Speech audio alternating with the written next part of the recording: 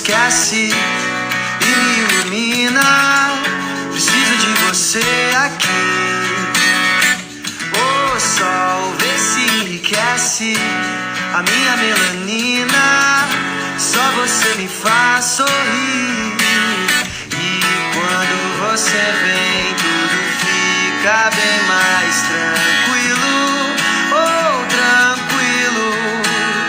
Que assim seja, amém. O seu brilho é o meu abrigo. Esperar o Padre Guilherme aparecer aí. Se ele tiver, claro, já manda aí uma solicitação. Se distrai, quem fica, ficou. Quem foi, vai, vai. Toda vez que você sai, o mundo se distrai. Quem fica, ficou. Quem foi, vai, vai, vai. Quem foi, vai, vai, vai. Esquece e me ilumina. Preciso de você aqui. O sol vê se enriquece a minha melanina. Só você me faz sorrir. O padre tá lá meio... tá conectando.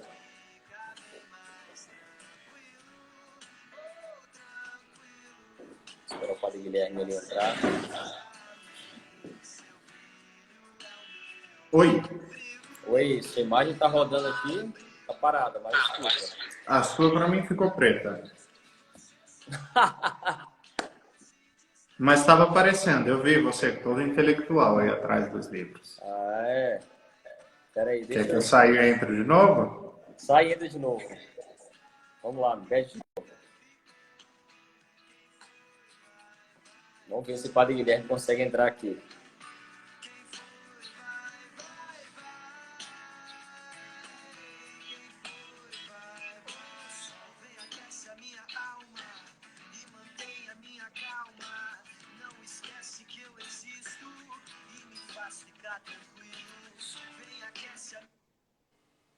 Ah, agora eu tô te vendo. Acho que sim, né?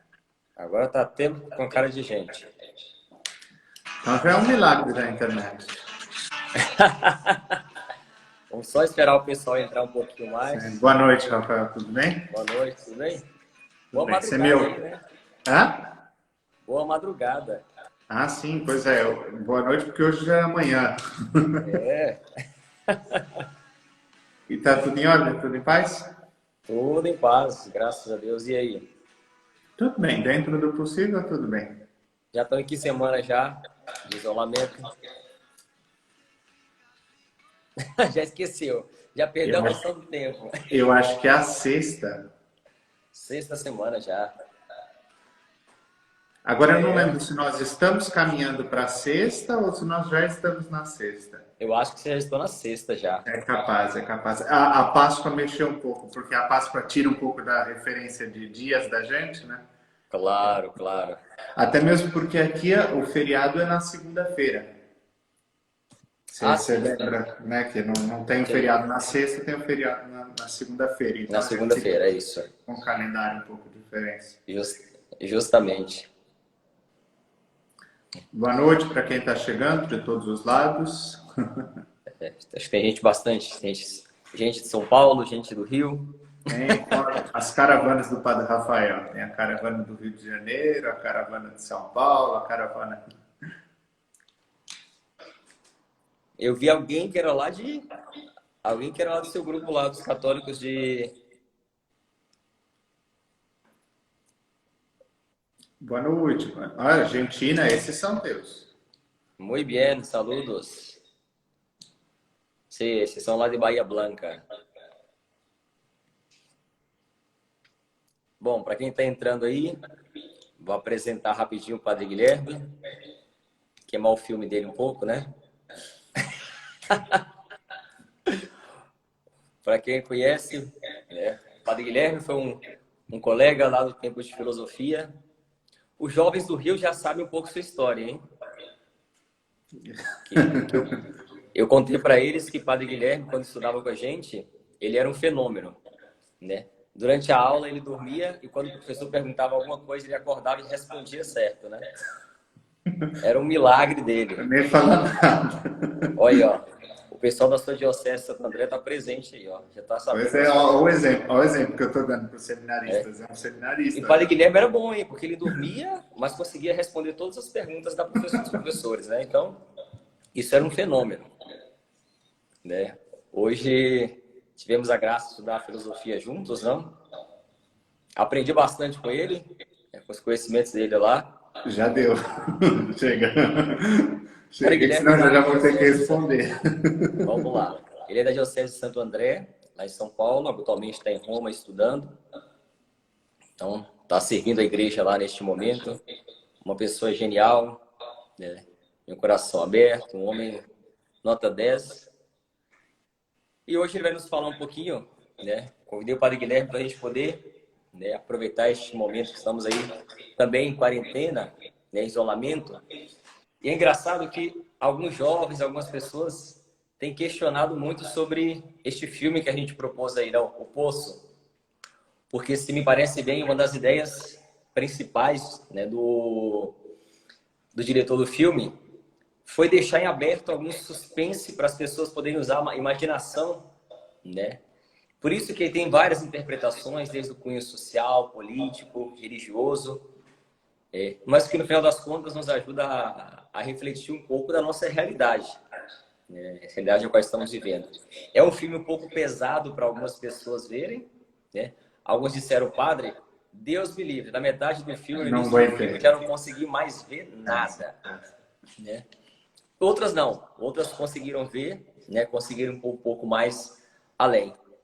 Então, nossa ideia hoje é a gente poder falar um pouco desse filme, justamente dessa visão que o Padre Guilherme, né, trouxe, né, apresentou em um post que ele fez aí e me chamou a atenção, que é fazer um pouco uma análise um pouco mais teológica, né?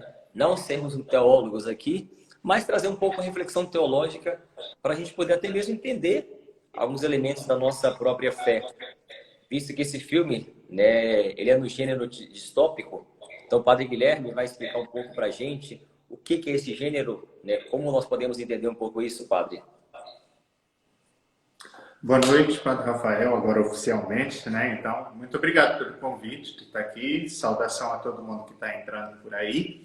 E a gente vai fazer uma coisa que, de princípio, é muito chata, mas a gente já avisou que ia fazer, então estamos imunizados a isso. A gente vai dar spoiler total do filme. Então, se você não assistiu e quer participar desse momento, saiba que a gente não está fazendo isso por mal. A gente avisou para quem conseguisse assistir o filme antes, para que o fizesse, para que a gente pudesse continuar com essas reflexões. Bom, eu acho que a gente tem que fazer um enquadramento geral, e como o tempo é sempre o nosso inimigo, vai ser sempre em linhas muito rasas esse enquadramento, para depois a gente ir descendo no específico do filme. Primeira coisa que a gente tem que entender é o que é uma utopia.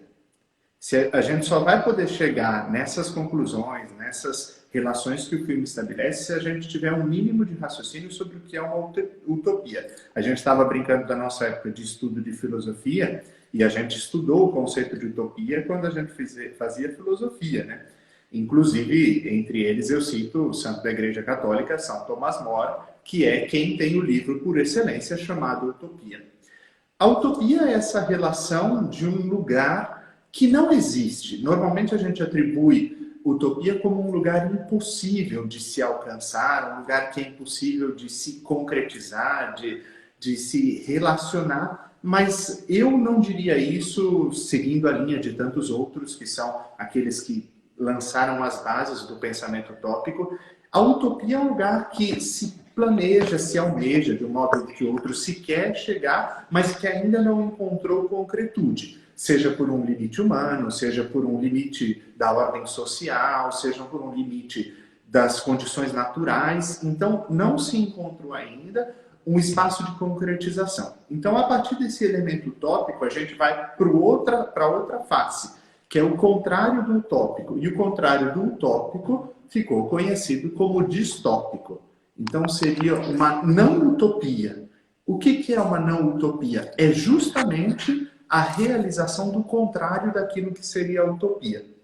Então, a utopia não foi realizada por uma série de limites, mas o distópico foi. Por isso, sejam os livros, sejam os filmes da categoria distópica, eles sempre vão apresentar um futuro, mas já realizado, com tudo aquilo que poderia acontecer, em geral, de negativo no meio desse mundo. Então, os filmes distópicos sempre trazem uma realidade que muitas pessoas vão considerar cruel, até. Mas ela não é cruel porque ela é cruel em si, mas ela é cruel porque ela foi a continuação dos espaços que a gente já percorria.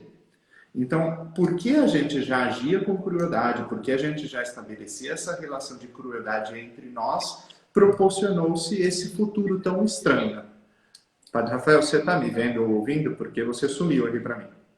Eu tô te vendo, agora Tá bom, voltei. não, agora tá bom. Disseram que eu tinha sumido. Então é isso, aconteceu.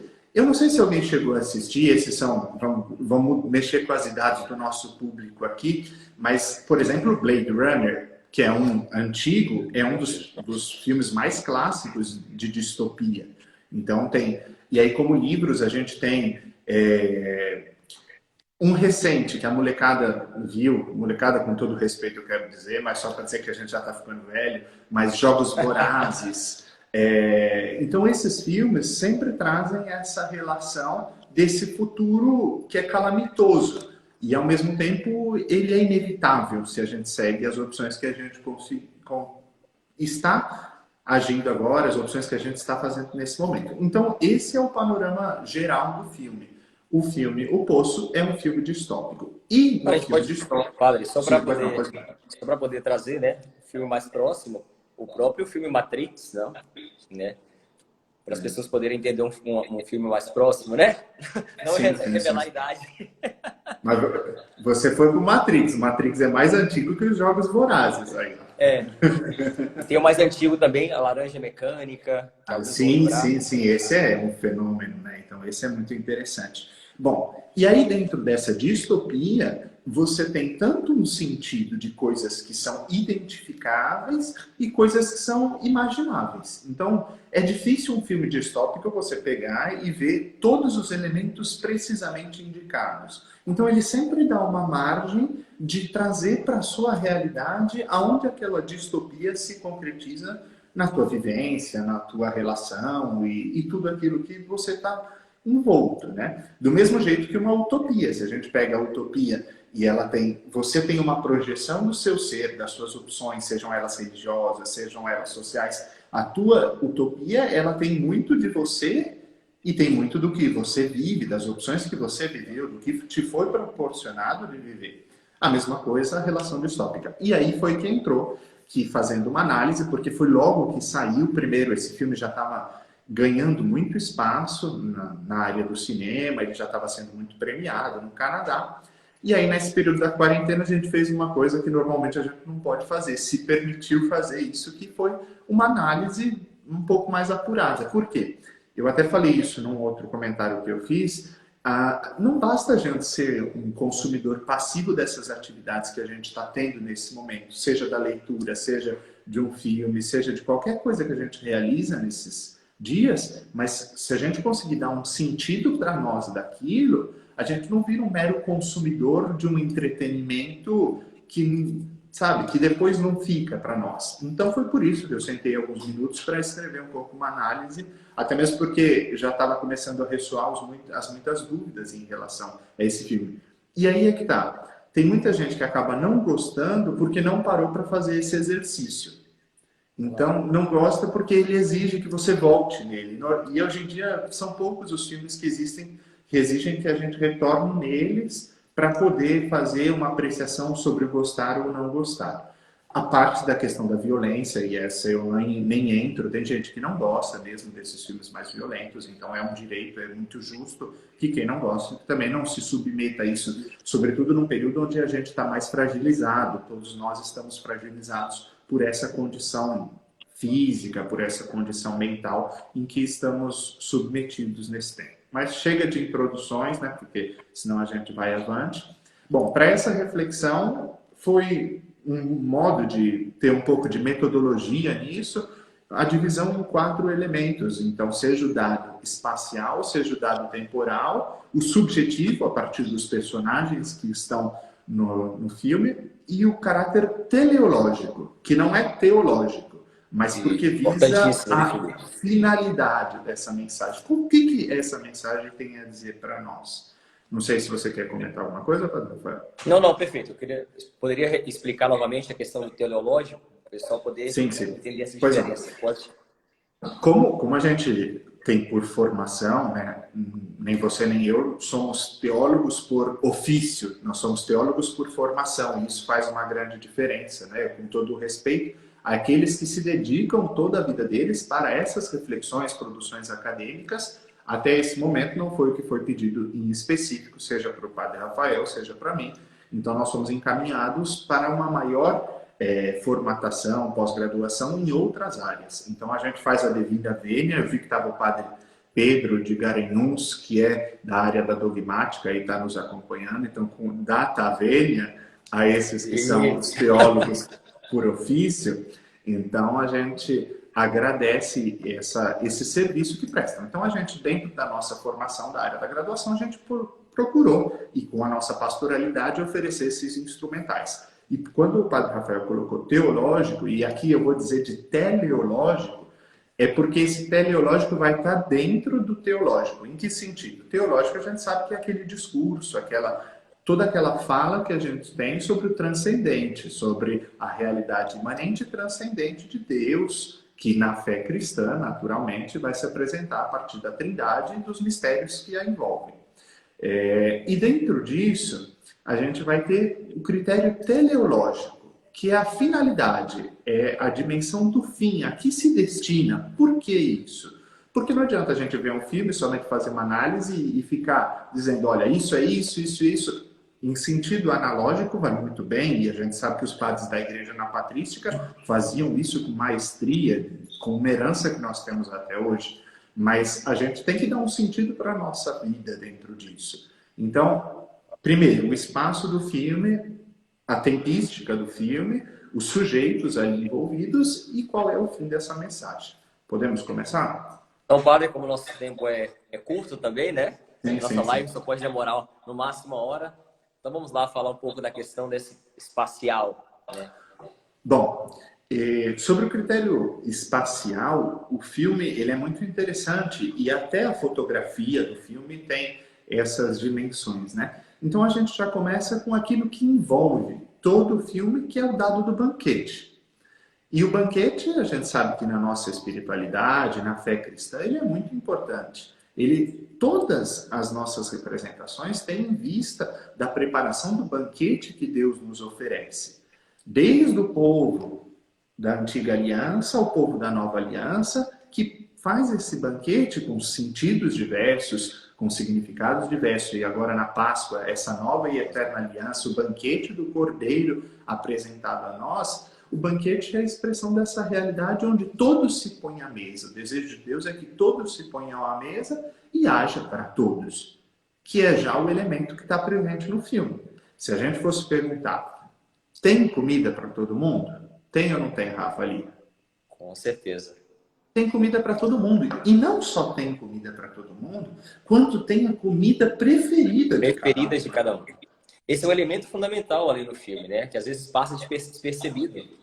Exato. Não só basta o que é produzido, quanto basta o melhor para cada um. Então, se cada um se regula, vive nessa dimensão, tem essa dimensão dos pratos favoritos. É o banquete das delícias na Sagrada Escritura.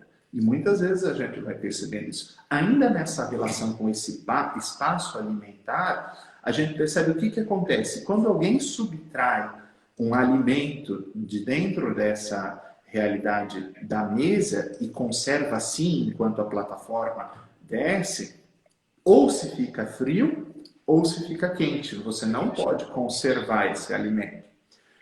Não é difícil ir para o Antigo Testamento e a caminhada do povo de Deus no deserto, onde eles não podiam conservar o maná. Aquilo que Deus oferecia era para aquele dia. E a confiança na providência devia existir porque Deus não ia jamais deixar faltar ao seu povo aquele alimento. É claro que dentro dessa perspectiva, a gente vai vendo os níveis que ali estão, os andares que ali estão, e não tem como não pensar em um clássico que existe na história da literatura, que é o Inferno de Dante, a Divina Comédia. E por que Claro. é importante a referência da Divina Comédia? Porque a Divina Comédia foi quem formatou o que nós, como cultura ocidental, entendemos por inferno. Não que a fé cristã não o tenha feito, mas como imagem mental, como representação, tem muito da Divina Comédia. Tem alguém que comentou aqui, nos últimos níveis não havia comida. É, eu ia falar isso. Veja, com toda a deferência, não havia comida porque se comia em cima mais do que se devia. Como produção e como estabelecimento primário, se todos houvessem pego o que era para si, haveria comida para todos os andares. Então a comida há. O que não há é o dado da solidariedade, entre outros que depois a gente vai falar. Bom, enfim, no calor e no frio, que a gente falou quando se subtrai um alimento, já está presente a relação do Inferno de Dante. Dante traz isso muito presente, porque na nossa cabeça hoje só existe a realidade no inferno do calor, e isso não é verdade. O frio é muito presente também no imaginário popular que foi concebido através da Divina Comédia.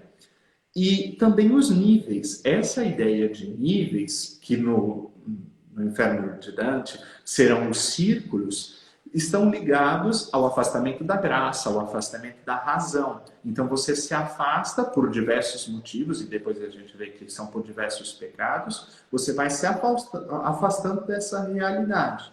E é assim que a gente percebe. Quanto mais limitado a gente está, a gente se afasta dessa razão, a gente se afasta disso. Mais desafiador é viver isso. E aí a gente vai vendo que a razão vai deixando lugar para um comportamento animalesco, vai dando razão para outras coisas que são tanto mais brutais quanto mais baixas, né? E... Padre, só por um parênteses, perde Pois tanto é. essa questão da razão que as pessoas, depois de um período, elas sobem ou descem de níveis. E elas não Exato. são capazes de mudar a postura que elas tinham, mesmo estando no nível inferior. A atitude que elas têm em cima, agora, é justamente a mesma atitude que quem estava no nível superior tinha.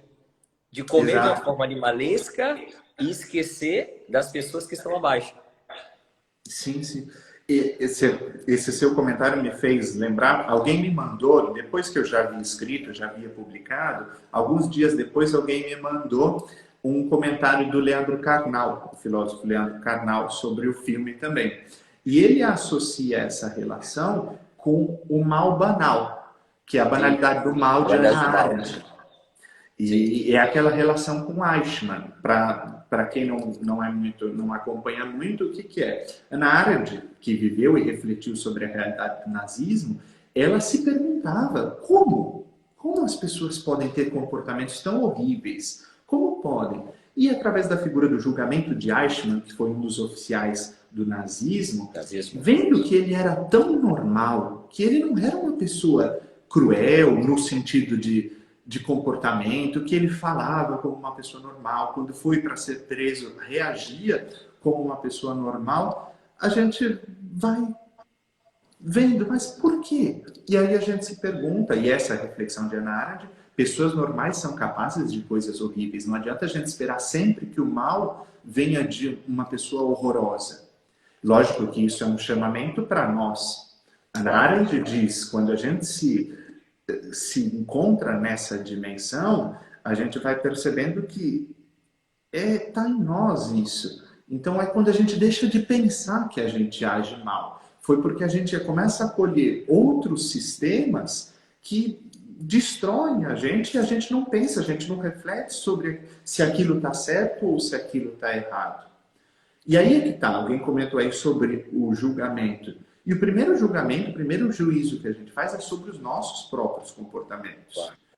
De certo modo, aquele poço pode estar no externo a nós, mas todas aquelas dimensões também estão dentro de nós. Existe um poço também dentro de nós com diversos níveis. Nós não somos tão bons como nós imaginamos e talvez nós não sejamos tão ruins quanto nós imaginamos. Então somos nós que vamos percebendo que talvez em cada atitude nós estejamos em cada vez em um andar desse poço. Pode ser que dentro de nós, em cada atitude nossa, a gente vá transitando dentro dessa plataforma na nossa própria vida, a cada época, a cada fase de vida que a gente tem, a cada desafio que a gente tem que corresponder. Então, é complexo. Basta vermos esse período de isolamento que estamos vivendo, não? Como algumas práticas de solidariedade têm surgido nas pessoas, não? Tem despertado um sentimento diferente em alguns, né? Em outros. Então, esses momentos fazem também, né, com que nós possamos subir ou descer nesses níveis, né, do poço, né, do nosso poço existencial. Alguém comentou aqui sobre a questão do lobo do homem. E o lobo do homem é uma reflexão interessante, porque essa é Thomas Hobbes quem vai dizer sobre isso, mas ele já pega de Plutarco, porque é uma reflexão de antes de Cristo. E Thomas Hobbes, quando apresenta isso, a gente vai entendendo que se a gente quer fazer uma leitura segundo a nossa perspectiva de fé, isso não é verdade. A gente precisa parar e dizer isso. Porque o homem não é lobo do homem. O homem é irmão do homem. Claro. Basta a gente voltar em Gênesis 4 e ver a pergunta de Deus. Onde está o teu irmão? Onde está teu irmão? Para situar, né? Porque eu vou conversando com você, Rafael, às vezes a gente dá por pressuposto tanta coisa, né? Mas tá Caim e Abel. Caim e Abel. E aí um irmão mata o outro e Deus vira para o irmão que foi o assassino e pergunta: onde está o teu irmão? E esse, que havia apenas matado o irmão, responde: acaso eu sou guarda do meu irmão? Claro. Isso é em Gênesis 4. E aí é que está. Essa dimensão do poço passa também por isso. Nós somos, sim, guarda no melhor dos sentidos de guarda do nosso irmão. Se o nosso irmão não puder contar com a nossa proteção, ninguém sobrevive. Sabe? Se a gente não... E aqui, irmão, no sentido mais amplo do termo. A sua mãe é seu irmão, seu pai é seu irmão, seu irmão é seu irmão. Seus conhecidos são seus irmãos, os que você odeia são seus irmãos. Então, nós somos guarda no sentido de zelar pela proteção do outro também, diante da necessidade dele. E é aquilo, do mesmo jeito como não existe perfeição nos personagens, também não existe perfeição dentro de nós. O filme não é uma catequese, o filme não é um filminho para contar a história de São Pedro, entendeu? Então, o filme é simplesmente para dizer aonde nós estamos sendo conduzidos dentro dessa realidade em que vivemos. Seja dentro de nós, seja fora, como já apresentamos. É ao mesmo tempo que a gente vê que esse espaço é tão justo, porque o espaço, se a gente for pensar, ele é justo. A partir do momento que ele oferece a comida que existe, e a gente vê que a comida é muito bem cuidada para todos, ele é extremamente injusto. Então, ele conflita dentro de si essas duas coisas. Existe uma justiça e uma injustiça que caminham juntos na estrutura. E aí é que está, a nossa tentação é sempre querer encontrar culpados. Porque hoje também, quando a gente vê as coisas dando errado, a gente atribui a um poder de cá, um poder de lá, e aqui a gente pode nomear um poder econômico, um poder político, um poder isso, mas ele é tão abstrato ao mesmo tempo que a gente não consegue tocar essas responsabilidades. E aí a gente encontra personagens, a gente quer personificar essas relações tão injustas e culpar às vezes um por causa de um problema do conjunto, por um problema sistêmico. E não é bem assim que funciona. Prova disso é que se a gente tentar encontrar um responsável no filme por aquele sistema, a gente não encontra. Não acho. Por quê? O superior dos superiores ali é aquele que cuida da qualidade da comida. Mas não precisa muito esforço para ver que também ele é um servo. Ele é um dos funcionários. Ele pode estar numa condição mais privilegiada, mas também... Então, quer dizer, essa mão, que a gente pode dizer, de certo sentido, invisível, ela deve fazer a gente refletir, entendeu? Não adianta querer achar culpado, porque talvez esse seja um dos problemas de algumas reflexões revolucionárias. E a gente sabe, a fé cristã não se atribui a essa violência de querer encontrar um culpado e crucificar um outro culpado para dizer, olha, como foi dito de Jesus, é melhor que um morra pelo bem do todo. Pelo bem de todos. Não vai funcionar. Bento XVI dizia sobre isso, né? A relação de violência, da violência não vai ser gerado paz. Não existe isso. Não adianta você achar que de violência se gera paz. Só o amor é a força motriz capaz de tolher, de tirar a violência e criar possibilidades, campos de paz. Caso contrário, nada é feito. E é lógico que, voltando aí, a gente estava comentando de Gênesis, e como o alimento é muito presente disso, a gente percebe, o conhecimento do bem e do mal está aí presente. Aquelas pessoas tinham um discernimento primário sobre o que é o bem e o mal, como nós temos. Em condições normais, poucas pessoas agem mal. Se as pessoas estão satisfeitas nas suas necessidades, se as pessoas estão, sabe, sendo acompanhadas, amadas, são poucas as que vão agir mal. Agora, quando faltam esses elementos, a tendência é sempre dizer que a gente são, vamos dizer assim, excusantes, são coisas que podem ser desculpantes em certo sentido, se a palavra, apesar de não existir, serve, mas em todo caso estão aí. A gente não sabe como a gente seria submetido, talvez numa situação de extrema fome, né? Eu digo isso, entendeu? Com a graça de Deus, Deus não me permitiu que até esse momento eu tivesse uma fome extrema. Eu não sei como eu agiria. A gente não sabe quando a gente... E mais do que isso, porque às vezes não é a preocupação consigo. Eu fico pensando às vezes, né? Essa dimensão da pandemia. Sinceramente, eu não tenho medo de morrer. Mas se disser para mim que alguma das pessoas que eu amo pode morrer, isso me amedronta. Claro. É a mesma coisa. A gente está falando de todas essas relações, da comida e tal, a gente fala, não, eu me entregaria à fome. É bem capaz, mas será que você deixaria alguém que você ama morrer de fome? Ou você agiria com o que fosse preciso para poder alimentar essa pessoa, né? Alguém comentou aí sobre a questão dos 7 pecados capitais. Fundamental nesse filme, por 2 motivos. Primeiro, a gente volta naquela reflexão sobre Dante, né? E Dante apresenta os níveis de infernos coligados com a experiência dos 7 pecados capitais. Um é evidente e é a linha mestra de todo o filme, que é a gula. Se existe aquela relação ali, é porque existe uma relação de gula. Mas, ao mesmo tempo, existem todos os outros pecados, desde a luxúria que está presente ali, a avareza, quando a gente vê aquele homem que joga aquele dinheiro e não serve para nada aquele dinheiro naquela realidade, a ira com as pessoas que se matam dentro daquilo, e por aí vai. Então, não adianta a gente se considerar melhor porque nós temos pecados diferentes. Isso é um ponto de contato. A gente às vezes se considera melhor porque a gente tem pecados diferentes, sejam eles mais evidentes, sejam eles mais escondidos, mas são simplesmente diferentes. E isso ativa uma outra questão, que é o grau de responsabilidade diante de cada coisa que você recebeu na sua vida.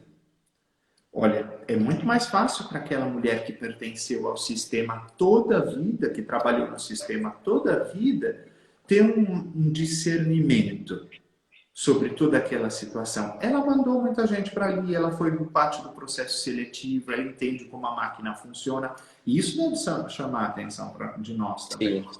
Os privilégios que a gente recebe aqui, agora, hoje ou amanhã já recebeu ou vai receber, eles nos formatam para ajudar uma conscientização de outros. Mas ao mesmo tempo, a gente tem que entender o limite do outro do tempo. Então, a irracionalidade nasce da privação? Eu diria que em muitos aspectos, sim. Lógico, existem outros motivos para a irracionalidade, alguma debilidade física, alguma coisa, mas também isso é uma forma de privação. E ainda na fé cristã, sempre uma irracionalidade é fruto de uma privação. E qual seria essa privação fundamental? A da graça de Deus. Ninguém pode alcançar o ser racional por excelência, que é Deus, se não tem a graça. Ainda que seja pelos gestos de boa vontade, então quanto mais longe, porque em Deus toda a razão, Quanto mais longe de Deus, mais longe a gente Mais está, longe da... mais longe da razão.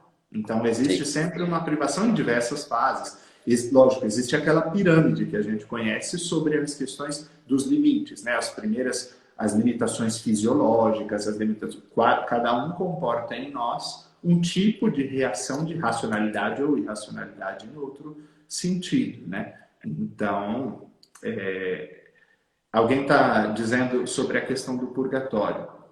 Veja, é razoável essa reflexão. E tudo isso a gente está partindo dos nossos pressupostos. Não quer dizer que necessariamente o diretor, o autor pensou sobre isso. Sim, por que é razoável o purgatório? Primeiro, porque é a ideia de uma prisão. Segundo, porque existe a possibilidade de sair. E a gente sabe que na teologia cristã, uma vez encaminhado, se a sua opção foi pelo inferno, não há uma redenção para aqueles que alcançaram o inferno, mas há uma redenção para aqueles que estão no purgatório. Então, é interessante trabalhar com essa ideia do purgatório. Com os limites, né? Como a gente falou, não é um filme de catequese, não adianta querer achar tudo ali certinho, né? E agora a gente parte para esse dado temporal. Por quê? Muita gente se decepcionou com o final do filme. Ah, não, Confesso que porque... assisti 2 vezes. Assisti 2 vezes para poder tirar minha dúvida. E aí a gente fala, mas acabou? Agora que eu achei que ia ter um grande tchan. Por quê? Primeiro, isso é um pouco das categorias dos filmes distópicos. Em geral, se eles não são muito hollywoodianos e eles têm que salvar todo mundo no final, eles terminam um pouco estranhos mesmo. Por quê? Porque muita gente projetou um futuro a partir daquele momento. E, na verdade, talvez a leitura para fazer é retornar. É dizer, olha, isso já aconteceu. Isso já está acontecendo no meio de nós. Então, você olha por aquilo que está ao seu entorno e diz, não, já está acontecendo. A mensagem já está aí, né? Então, a gente já tem que reagir a essa estrutura. E aí eu respondo aquilo que uma pessoa perguntou aí sobre, mas e o livre-arbítrio? O livre-arbítrio está justamente com o que você faz, se você é só dependente da sua natureza humana ou se você consegue ir além do teu dado natural. Porque em muitos campos você consegue ir além do dado natural. Você consegue, lógico, em situações extremas pode ser mais difícil. Quanto mais extremo, mais difícil. Mas isso não é novidade para ninguém. Uma pessoa num campo de concentração, ela tem muito mais atenuantes para aquilo que ela pode realizar ali pela busca da sua sobrevivência do que aqueles que estão comendo, bebendo e sobrevivendo. Mas, em todo caso, o livre-arbítrio está sempre presente, sabe? Porque ele é fruto da experiência da criação e ele é fruto de um sinal do amor daquele último sistema que é o justo e deseja o amor de todos, que é o amor de Deus. Não dá para obrigar ninguém a amar. Você não consegue obrigar ninguém a amar. Você não consegue obrigar ninguém a ser solidário. A gente precisa entender isso. Não se obriga ninguém a ser solidário. Você pode, se você está obrigando, o dado da solidariedade, ao menos na fé cristã, já se foi. Ele já não é carregado de caridade. Ele pode ser um interesse escondido, ele pode ter uma, sabe, pode ter outras motivações. Todo aspecto social. Exato. Porque aí a gente chama para aquelas categorias que são os 4 pilares da doutrina social da igreja. Então, quando a gente fala de subsidiariedade, onde cada um faz o que pode, ninguém deve fazer mais do que pode. Se você pode ofertar isso do seu tempo, da sua vida, dos seus bens, é isso que você tem que ofertar, não mais do que você tem. O princípio, como a gente falou, dessa solidariedade, essa ação dirigida ao outro no sentido de uma ajuda.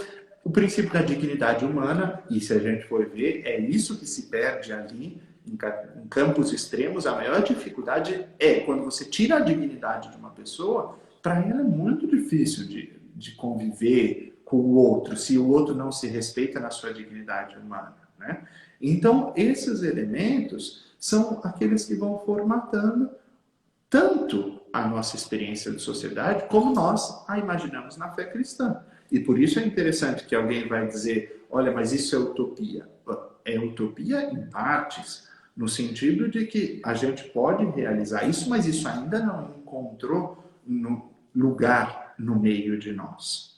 Bom, aí a gente vai percebendo, só para a gente continuar, que existe, primeiro, uma obra realizada, então aquilo que ali está é uma obra realizada, uma obra ignorada, no sentido de que não precisava ser daquilo, a obra está ali, mas ela não precisava ser daquele jeito, uma obra tentada a mudar, porque existem muitas pessoas ali que a gente vai vendo, seja por uma passividade de não responder ao mal, ou seja por uma proatividade positiva de querer ajudar aos outros, que existe uma tentativa de mudança nessa. E existe também o contrário, que é uma proatividade negativa, mudar para pior, querer mudar aquela situação para o mais calamitoso que possa ser. Os itens se repetem nesse tempo, então a cada mês as condições são renovadas, a cada dia a comida é renovada. Então aí é que está. A gente pensa na fé cristã, porque existem dois critérios para a fé cristã. Uma não, é muito mais grega do que propriamente a experiência hebraico-cristã, que é entender o tempo como um círculo fechado em si, que vai e volta. Mas a fé cristã vai dizer, olha, existe uma circularidade? Existe. Todo ano a gente celebra a Páscoa, todo ano a gente tem uma série de atitudes e tal, a gente celebra jubileus a cada 25 anos, mas não é um círculo, e sim uma espiral encaminhada, projetada para um algo a mais. Então aí é que está a diferença. O tempo é repetido? Sim, mas ele não é repetido em vista de uma pura e simples refazer daquela estrutura. Mas aqueles que tentam mudar essa reflexão movem-se no eixo de uma espiral progressiva, de querer encaminhar para melhor, encaminhar mais para frente essas dimensões. É isso que a gente vê, que existe uma solidariedade espontânea que faz mover essa espiral para frente, porque o sistema vai estar ali sempre daquele jeito, oferecendo as mesmas condições. Por isso que se diz no filme, né?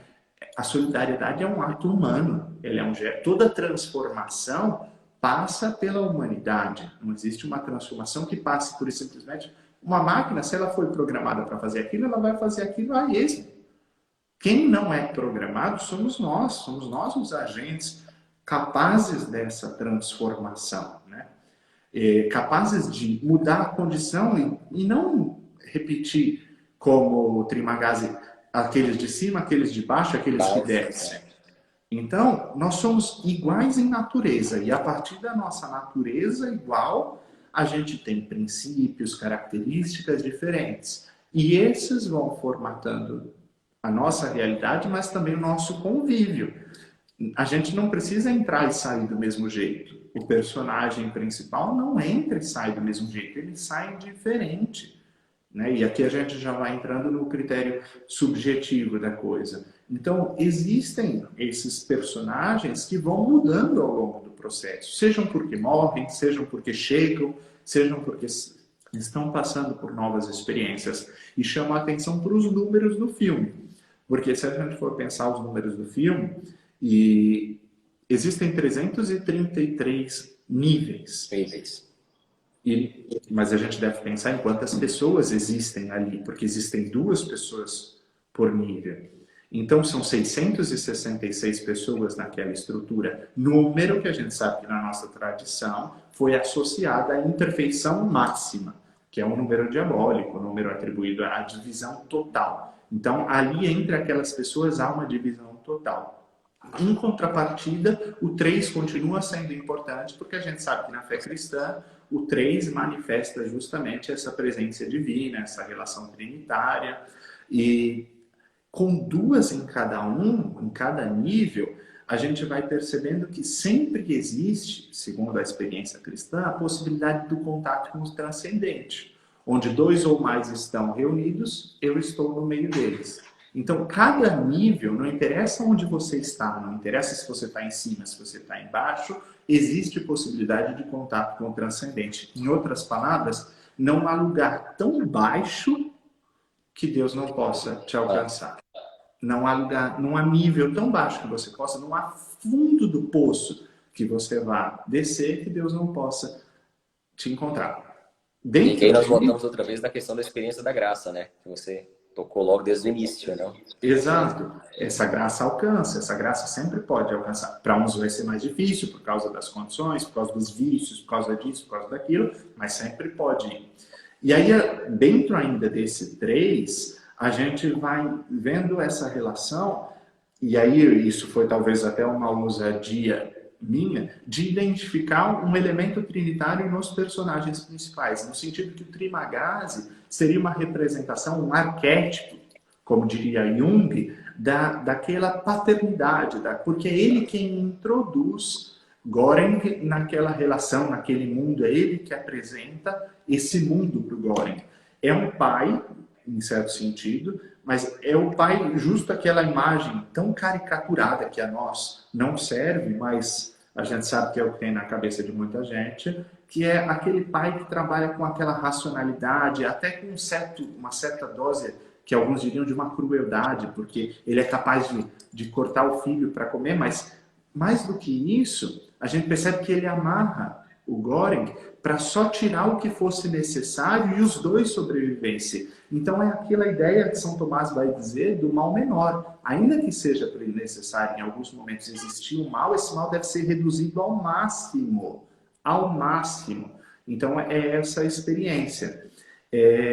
Esse Göring traz, aliás, o Trimagasi traz a visão do bom coração. É ele quem enxerga e é ele quem acolhe o sacrifício de Göring no final. É ele quem acolhe aquele filho que foi sacrificado. E aí Göring, obviamente, a gente vai associando, e algumas citações são evidentes, outras um pouco mais escondidas aí. Porque Göring é chamado de Messias, muitas vezes.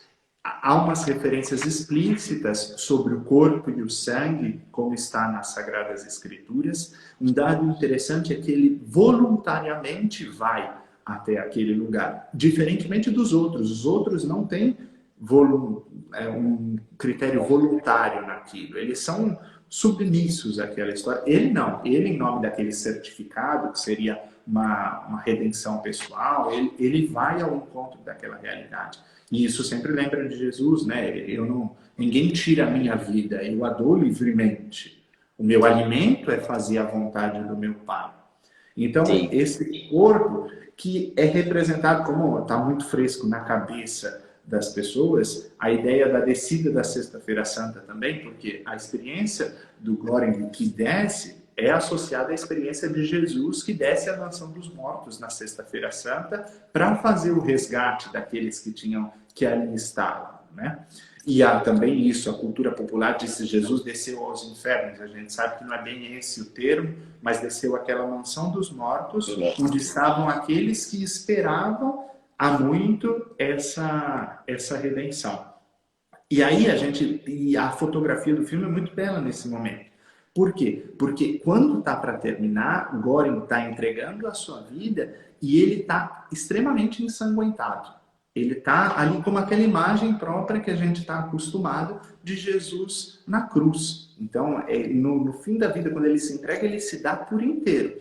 Como a gente disse, tem muitas situações aí, ele não é o Messias perfeito, porque ao descer ele vai tendo atos de violência, mas não é o que a gente quer buscar nisso, um comportamento ético totalizante. Dentro ainda do 3, antes de ir para aquilo que seria o Espírito Santo, a gente percebe que com Göring é no nível 33 que ele entende o sentido das coisas. Ele é explicado, mas... E aí a gente lembra quando que é que Jesus oferta a sua vida? Quando ele tem 33 anos. E ele a entende a partir de um livro que a gente não pode esquecer que é uma produção espanhola. E a produção espanhola, como tem o Miguel de Cervantes, o Dom Quixote, praticamente como se fosse uma bíblia do povo espanhol. Isso está enculturado neles, é o livro mais clássico que existe. Então a gente vê que esse livro da vida dele, que é a única coisa que ele escolheu para ter para si, ele vai fazer sentido justamente quando ele está no nível 33. E aí indicamos a criança como aquela mensagem. A criança seria um sinal do Espírito, porque é uma mensagem de esperança que é carregada depois que ele entrega a sua vida, ela pode ir para as realidades. Então, depois que eu vou, o Espírito virá, o Paráclito virá em vosso socorro. Então, é aquilo, e essa mensagem carrega a fortaleza de um lado e a fraqueza em si. Como assim? No sentido de que ela não vem com um exército, ela não vem, mas ela vem na fraqueza daquela criança. Então, uma criança que é frágil pela sua condição humana, mas ao mesmo tempo é extremamente forte, porque foi a única capaz de ficar no último nível. Ninguém conseguiu ficar naquele nível. Só aquilo que seria extremamente fraco é capaz de permanecer nesses níveis mais extremos. Ainda assim, a gente lembra, para encaminhar, porque a gente já está faltando 10 minutos. 10 minutinhos para gente. O Bharat, que é aquele companheiro do Goren, é um sinal dos homens de boa vontade, dos religiosos de boa vontade. Ele passou por algumas experiências cruéis, mas ele tem uma redenção, ele vive uma experiência de redenção. Atrelado a isso, é aquele que escuta os sábios, escuta aquele cadeirante. Ele escuta essa dimensão, ele vai passando, mas ao mesmo tempo ele tem que mudar no meio do caminho. Nesse sentido, a gente vê que ele, de princípio, acreditava que a mensagem fosse a panna cotta lá, né? Fosse aquele doce. Aquele doce. Ele precisa abrir mão daquilo para entender a verdadeira mensagem. Muitas vezes na nossa vida também vai ser assim. A gente vai precisar ressignificar algumas experiências da nossa vida. Não porque a gente vai abdicar de princípios, mas porque a gente vai aprofundar eles. A gente vai entender com mais sentido aquilo.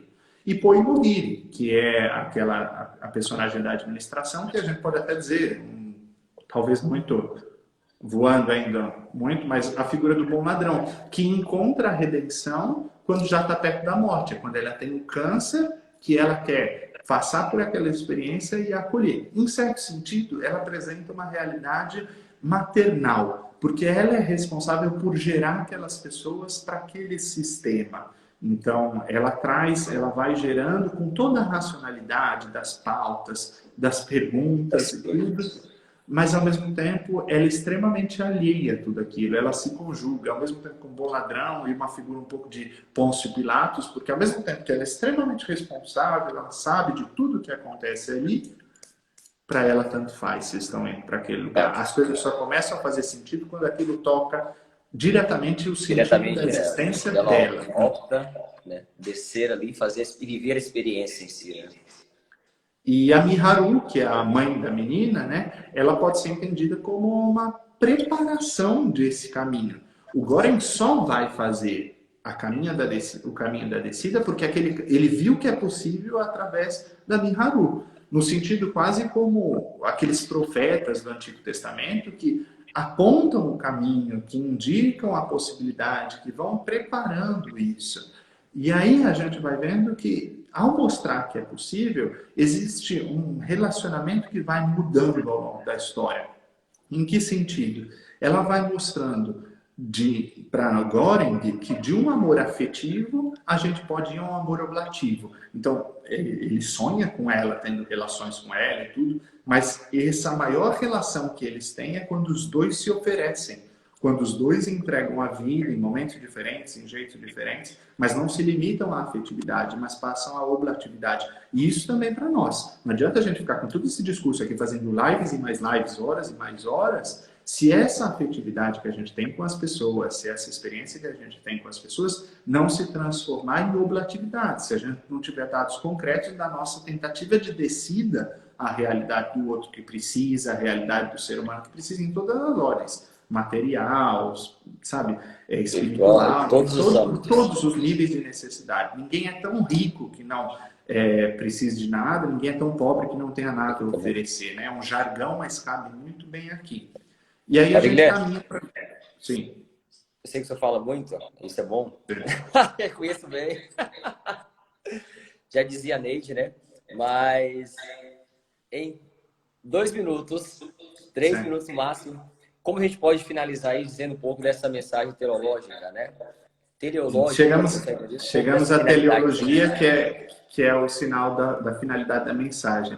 Santo Ambrósio dizia, se você não dá de comer ao que tem fome, você é réu.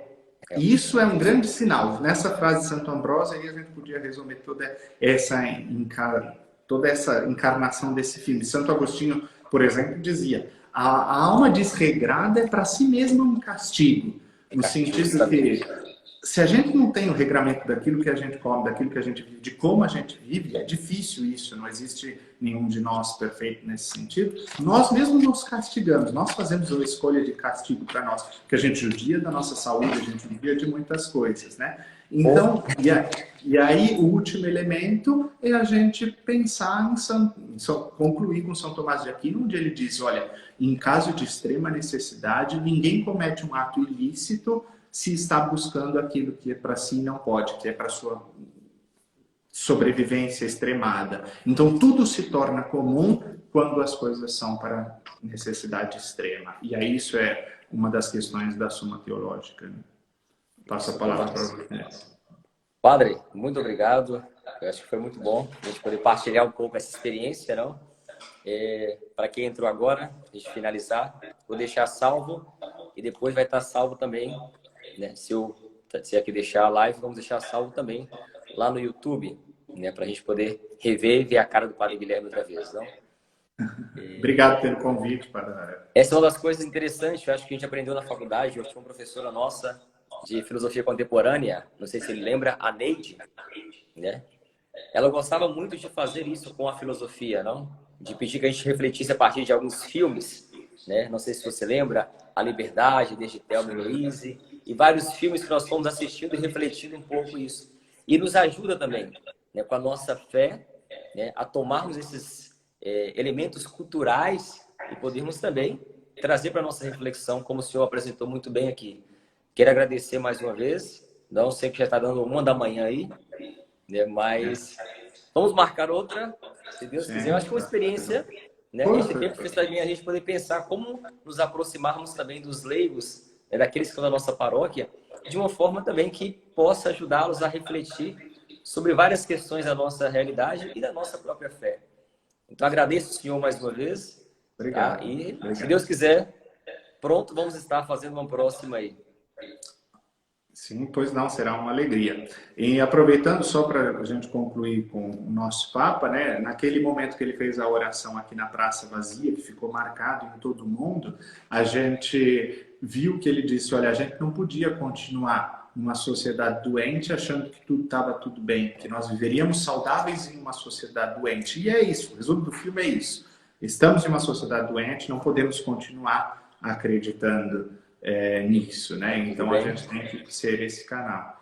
Pediram uma sugestão de filme. Você tem algum para indicar, Padre Rafael? Olha, agora no momento, deixa eu pensar aqui. Pode falar aí, Padre. Aqui. Você tem 2 minutos para pensar. Eu já falei demais, agora é contigo. Pode dizer um filme aí, porque... eu vou sugerir 2. Vamos lá. Isso, embora sejam clássicos, eu sugeria que se visse com uma nova leitura.